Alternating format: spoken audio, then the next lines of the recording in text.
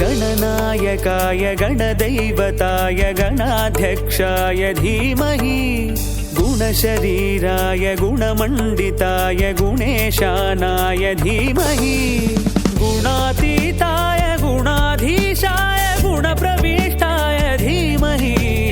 एकदन्ताय वक्रतुण्डाय गौरीतनयाय धीमहि गजेशानाय भालचन्द्राय श्रीगणेशाय धीमहि एकदन्ताय वक्रतुण्डाय गौरीतनयाय धीमहि गजेशानाय भालचन्द्राय श्रीगणेशाय धीमहि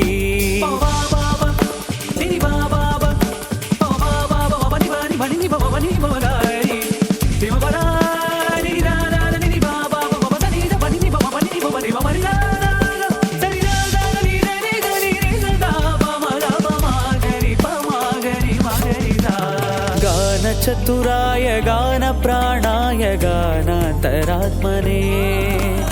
गानोत्सुकाय गानमत्ताय गानोत्सुकमनसे गुरुपूजिताय गुरुदैवताय गुरुकुलस्थायिने गुरुविक्रमाय गुह्यप्रवराय गुरवे गुणगुरवे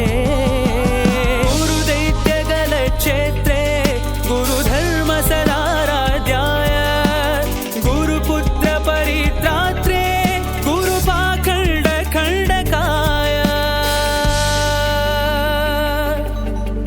गीतसाराय गीततत्त्वाय गीतगोत्राय धीमहि